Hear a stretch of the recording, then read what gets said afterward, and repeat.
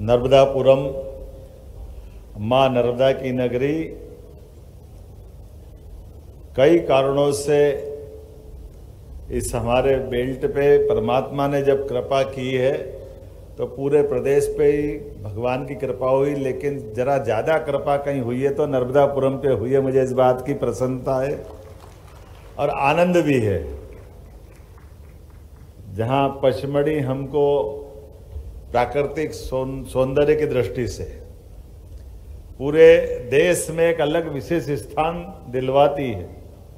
One संपदा, जल संपदा, खनिज संपदा और उससे बढ़कर के यहाँ की सीधी सरल जिंदगी का, आबो हवा का वातावरण सदैव पूरे देश को लालायित कराता, आनंद के साथ एहसास कराता है। माँ नर्मदा का तवा का यहाँ मिलन, ये एक पौराणिक कथा अलग हो सकती है, लेकिन जल संपदा में ये जिस प्रकार से सरसब्ज करता है, ये बड़े पैमाने पर किसी भी निवेश के लिए पर्याप्त है। इतना ही कि यहाँ अथाह जल राशि किसी भी प्रकार की इंडस्ट्री के लिए कभी भी कम न पड़ने वाले आश्वासन की तरह अपनी अथाह जल राशि के भरोसे से कोई भी इंडस्ट्री खड़ी करो। और दो हमारे पंजाब के प्रमुखतम उद्योगपति यहाँ बैठे हैं, मूल रूप से तो लुधियाना से चले हैं, लेकिन ट्राइडेंट और वर्धमान, जोरदार अभिनंदन करो। एक बार आए मध्य प्रदेश तो ऐसा प्रेम के लगातार निवेश बढ़ाते बढ़ाते बढ़ाते ये प्रेम हमारे बीच में लंबे समय तक बना रहे, भगवान की यही कृपा है। आज के इस अवसर पर रीजनल कॉन्क्लेव में मंच पर विराजमान हमारे केंद्रीय राज्य मंत्री, बहुत सुयोग्य व्यक्तित्व के धनी श्रीमान दुर्गादास उइके जी, आपका अभिनंदन है, आपका वंदन है। हमारे वरिष्ठ नेता, पूर्व लोकसभा के सचेतक, 4 बार लोकसभा के माननीय सांसद रहे, अभी हमारे पीडब्ल्यूडी मंत्री श्रीमान राकेश सिंह जी, जोरदार अभिनंदन राकेश सिंह जी का। हमारे एमएसएमई मंत्री और मूलतः तो उद्योगपति हैं, जोरदार अभिनंदन माननीय चेतन कश्यप जी का, जिनने विस्तार से अपना बात कही है। माननीय सांसद दर्शन सिंह जी, आपका भी आनंद है, पहली बार में ये भी साल पूरा नहीं हुआ है और ढोल ऐसे बज रहे कि आनंद आ रहा है, पूरा देश सुन रहा, जोरदार अभिनंदन करो आप। किसी का ऐसा भाग्य होना चाहिए, एक साथ इतने निवेशकों के साथ इतने प्रकार से अपनी कॉन्स्टिट्यूंसी में काम हो जाए, इसके बाद बचता क्या है। लेकिन यशस्वी प्रधानमंत्री के लिए जोरदार अभिनंदन करें श्रीमान नरेंद्र मोदी जी के नेतृत्व में। हमारी पूरी पार्लियामेंट और उनके सभी सदस्यों का जो मान बढ़ रहा है, सम्मान बढ़ रहा है, वो एहसास करा रहा है कि ये बदलते दौर का भारत है। ये हमारे लिए एक अलग अवसर दे रहा है। मेरे इसी सदन में हमारी एक और सांसद बैठी है, भोली भाली श्रीमती माया नारोलिया जी। सारी दुनिया माया की दीदी, आपका भी अभिनंदन है। इधर बैठे वो भी, उधर बैठे वो भी, इस दुनिया की चराचर जगत में। पुराने एक गाना था फिल्म का, क्या मालूम, बाप बड़ा ना भैया, क्या दुनिया माया उसी की चलती है। लेकिन ये अपने 33 करोड़ देवी देवताओं में, अभी मैं विस्तार से बात करूंगा। हमारे विधानसभा के पूर्व अध्यक्ष और वरिष्ठ नेता विधायक माननीय सीता सरण शर्मा जी, आपका अभिनंदन है। यहीं आपकी कॉन्स्टिट्यूंसी है, यहीं कार्यक्रम हो रहा है ना शायद, आपकी कॉन्स्टिट्यूंसी में ही। और यहाँ विधायक माननीय विजयपाल सिंह जी, कहाँ है विजयपाल सिंह जी, सामने है। नागवंशी जी, हमारे हेमंत जी खंडेलवाल जी, बैतूल के डॉक्टर पड़ांगरे जी, और कौन कौन है, प्रेम शंकर जी, आपका भी अभिनंदन है। और दूसरे सारे नेताओं के लिए जोरदार अभिनंदन। ये जब इंडस्ट्री कॉन्क्लेव हो रही तो पूरे संभाग के लिए है। यहाँ हरदा, बैतूल, नर्मदापुरम, तीनों जिलों के सारे जनप्रतिनिधि, सभी सांसद, विधायक, मंत्री, सबका अभिनंदन है। मुझे इस बात की प्रसन्नता है, जो क्रम हमने जारी रखा था उस क्रम के अंदर नर्मदापुरम, सागर, रीवा ऐसे कुछ स्थान थे। जब शुरुआत में बात कर रहे थे तो लोग कह रहे थे कि यहाँ कहाँ आप इन्वेस्टमेंट की बात कर रहे हो, ये थोड़ा एकदम सूखा वाला इलाका यहाँ तो बड़ा मुश्किल जाएगा, लेकिन मुझे इस बात की प्रसन्नता है जब यहाँ से मैं इस कार्यक्रम की बात कर रहा हूँ तो आज की स्थिति में आज में यहाँ एमएसएमई और अन्य सब सेक्टर मिला करके इस कार्यक्रम में वृहद, मध्यम और अन्य सेक्टर के 31,800 करोड़ के निवेश के प्रस्ताव प्राप्त हुए। ये अपनी इस इंडस्ट्री कॉन्क्लेव का ये महत्व है, जिसमें 46,000 लोगों का जोरदार अभिनंदन करो, 46,000 लोगों का। लेकिन इसमें 60% यहाँ का है, 40% दूसरी जगह का भी। थोड़ा सा ये भी ध्यान रखना, हमने ये प्रयास किया कि रीजनल कॉन्क्लेव जब भी हो वो एक साथ पूरे प्रदेश की बात करने वाली हो।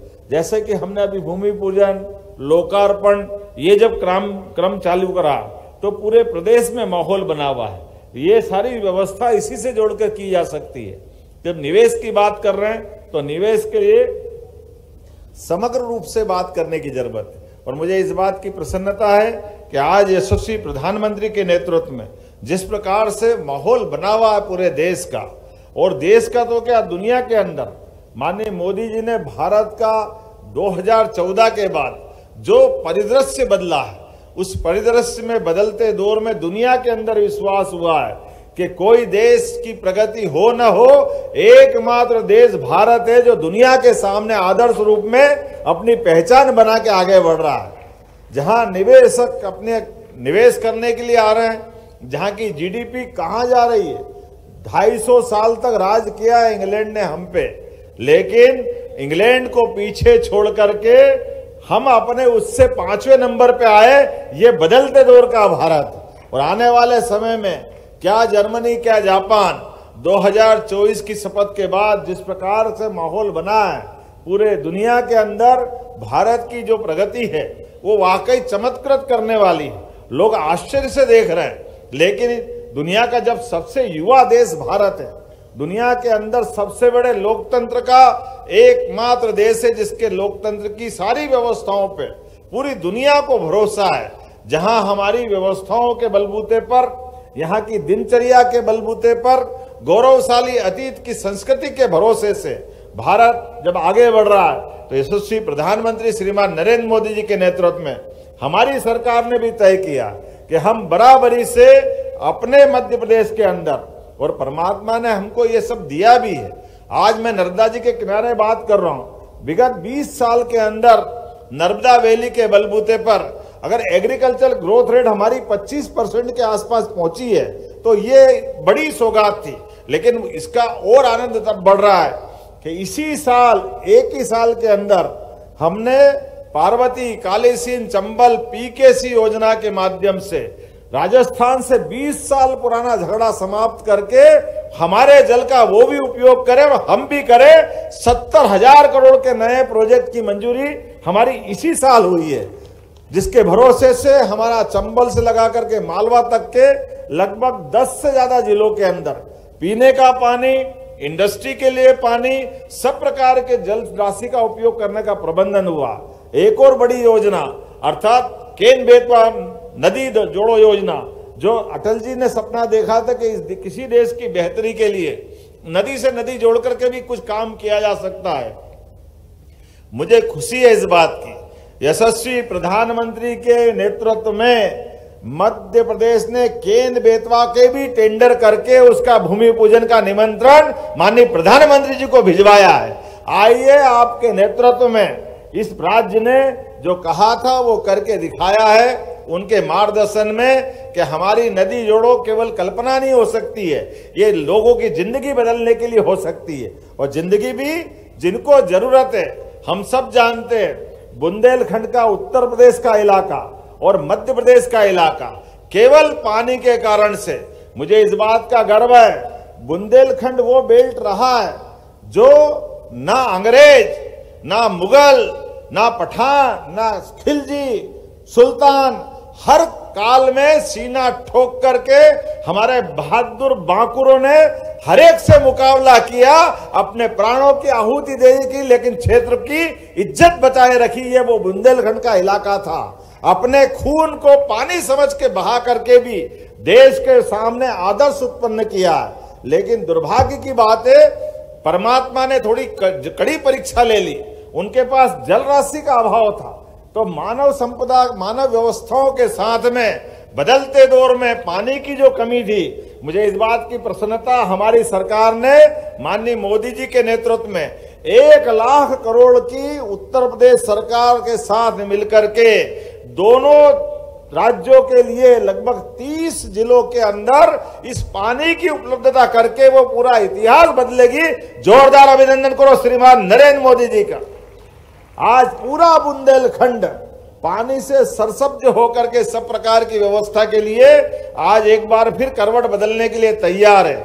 जहां भविष्य में बड़ी बड़ी कई प्रकार की इंडस्ट्रियां लगेगी, जहां बहुत देर तक बात हो गई, बहुत भाषण हो गए, इसलिए लगा के अब ज्यादा बोलने के बजाय भी आपने भी देखा 88 अलग अलग प्रकार के क्षेत्र में हमारे विभिन्न जिलों में लोकार्पण भूमि पूजन के यहीं वर्चुअल रूप से हमने उनको इस पूरे अभियान में शामिल किया है कि हम जो कह रहे हैं वो करके भी दिखा रहे हैं। और जो जहां कोई भी फैक्ट्री खोलता है, सरकार का भी आनंद आना चाहिए, समाज को भी मजा आना चाहिए, और एक तरह से इस उद्योग जगत के अंदर इसकी अपनी एक आनंद की अलग अनुभूति होती है। इसलिए आप सबको भी उसमें शामिल करने का प्रयास किया है। इसका भाव ये है कि हम अपने इस पूरे वातावरण में आज बदलते दौर में जब से सरकार बनी है, बीच में लोकसभा चुनाव के 3-3.5 महीने की उस अवधि को निकाला है, जब हमारे बीच में आचार संहिता लगी है, तब से लगा करके आज तक कोई महीना खाली नहीं गया है जब हमारी इस प्रकार की रीजनल इंडस्ट्री कॉन्क्लेव नहीं हुई है। हर जगह ये अभियान चला करके हमारे अपने युवाओं के लिए, महिलाओं के लिए, किसानों के लिए, गरीबों के लिए, अपने इस क्षेत्र के अंदर सभी प्रकार के सेक्टर में मुझे इतना अच्छा आनंद आता है। मुख्यमंत्री की तो मजबूरी है, लेकिन एक बात आप भी देखना, हमने संस्कृति बदलने का प्रयास किया है। आमतौर पर ऐसे कार्यक्रमों में बहुत मुश्किल जाती है कि हमारे सीएसबी 5 घंटे बैठे और मुख्यमंत्री भी 5 घंटे बैठे। ऐसे मंच पे अवसर बहुत कम मिलते हैं, क्योंकि ये व्यवस्थाओं का सवाल नहीं है, ये संदेश का सवाल है। संदेश स्पष्ट है, क्या अधिकारी, क्या हमारे नेतृत्व करता, सबका मन एक है। सब मिलकर के जो कह रहे हैं, आपसे कमिटमेंट कर रहे हैं, जो बात रख रहे हैं, उस बात की विश्वसनीयता होना चाहिए, उसके परिणामकारी हमारे रिजल्ट आना चाहिए। मुझे इस बात की प्रसन्नता है, आज इसका परिणाम निकला कि कई सारे लोग, यहां तो छोड़ो, अभी हम जर्मनी और इंग्लैंड गए, वहां जमीन मांग रहा, वही हम सर्टिफिकेट पकड़ा रहे, लो अभी हाल जमीन, कल से आओ भारत अपना काम चालू कर दो। ये बदलते दौर का मध्य प्रदेश है। भूमि की उपलब्धता के मामले में जिस प्रकार से गति हमारे विभाग ने रखी, और केवल भूमि की नहीं, सभी प्रकार से आपने अभी देखा, हमारे पास एमएसएमई के माध्यम से अब तो डीबीटी केवल ऐसे लोगों के लिए नहीं जिनको हितग्राही कहते, हितग्राही मतलब 1000, 2000, 5000 की राशि उनके खाते में डल जाए, नहीं, हमने इसमें संशोधन कराया। हमने कहा कि हमने किसी भी उद्योगपति से भी अगर ये आश्वासन दिया है कि हम आपको डायरेक्ट बेनिफिट देंगे, तो डायरेक्ट बेनिफिट डायरेक्ट उसके खाते में जाना चाहिए। मुझे इस बात की खुशी है, आज ही 48 जिलों की 1200 अधिक इकाइयों के खाते में 367.56 करोड़ का अनुदान हमने सिंगल क्लिक से उनके खाते में डाला है। यह भारतीय जनता पार्टी के अपने लीडरशिप के आधार पर हमने अपनी सरकार की ये विश्वसनीयता बनाई है कि जो कह रहे हैं वो करके दिखा रहे हैं। जो बात हो सकती है वो जरूर सबके सामने आना चाहिए। मुझे इस बात की खुशी है, यहीं पर हमने कई सारे प्रकार से, अब कितने प्रकार से प्रोत्साहन दे, भूमि के अंदर प्रोत्साहन दे रहे, कोई बात नहीं, ना के बराबर लागत लगेगी, पानी, बिजली, बाकी व्यवस्था तो ठीक है। अगर आप अपने हमारे श्रमिक बंधु भी रखोगे तो आपको उसमें भी प्रोत्साहन दे रहे हैं। और उसके बाद भी सभी विभागों की अलग अलग प्रकार की हमारी निवेश की पॉलिसियां बनी है, उन पॉलिसियों के बलबूते पर आपको उन सारी व्यवस्था का लाभ मिलेगा। लेकिन उससे बढ़कर भी हमने कहा है, ये पॉलिसियां जो बनी है उसके आधार पे बात करेंगे। लेकिन आज जैसे मैं एज ए सीएम यहाँ बैठ के जवाबदारी के साथ कहना चाहूंगा कि 100 करोड़ तक के निवेश के अंदर अंदर तो ये हमारी पॉलिसी से आप लाभ ले सकते हैं, लेकिन अगर आपका निवेश का और बड़ा प्रस्ताव है और आप राज्य में निवेश करना चाहते हो तो मैं जवाबदारी से कहना चाहता हूं कैबिनेट से भी आपको कोई विशेष लाभ दिलाना पड़ेगा तो हमारी सरकार देने के लिए तैयार रहेगी। इसमें हमको कोई कोर कसर, कोई कमी बाकी नहीं रहने वाली। अर्थात सभी प्रकार से इन नव उद्योगपतियों के साथ पुराने जमे हुए भी उद्यमियों को लगातार प्रोत्साहन देकर के हमने तय किया है 5 साल के अंदर हमारी सरकार का बजट डबल करेंगे। डबल करना मतलब हमारी व्यवस्थाओं के बलबूते पर कई सारे सेक्टर में जहां जहां गुंजाइश है, और सेक्टर भी है, आईटी का है, टूरिज्म का है, माइनिंग का है, एनर्जी का है, कौन कौन से सेक्टर है मुझे आपकी जानकारी के लिए बताना चाहूंगा। आज तो मैं संकेत में बोल रहा हूं कि हम कोशिश कर रहे हैं कि हमारे किसान भी अपने खेत में सोलर पंप लगा ले ताकि वो अपनी बिजली फ्री करे और आगे बढ़े। ऐसी एक नहीं कई योजना कर रहे हैं। आप अंदाज लगा लीजिए कि आपके यहाँ कई सारे प्रकार से, जैसे एग्रीकल्चर की और बाकी एनर्जी की, आप हमारी गारमेंट इंडस्ट्री की, रेडीमेड गारमेंट्स की, कितनी प्रकार की इंडस्ट्रियों को प्रोत्साहन दे रहे हैं। और एक नहीं 52 यूनिवर्सिटी आप हमारे पास निजी क्षेत्र की भी आ गई, 17 यूनिवर्सिटी सरकारी सेक्टर की है। लेकिन कोई भी इंजीनियरिंग कॉलेज, पॉलिटेक्निक, आईटीआई जो स्किल डेवलप कर रहा, सबकी उन्नति के आधार पर आईटी सेक्टर से भी हमने आगे और कुछ योजना बनवाई है। कोई सेक्टर खाली नहीं रहेगा, लेकिन कोशिश कर रहे हैं प्रत्येक सेक्टर के माध्यम से मध्य प्रदेश देश का सबसे अच्छा राज्य बने, यहाँ के रोजगार के अवसर हमारी सबसे अच्छी स्थिति में जाए, यहाँ निवेशक आकर के अपने काम धंधे को फैलाए, डबल करे, चबल करे, जितने आगे तक जाना चाहे जाए, ये बाबा महाकाल आशीर्वाद दे। इसी कामना के साथ मैं अपनी बात समाप्त करता हूं। बहुत बहुत धन्यवाद। भारत माता की जय।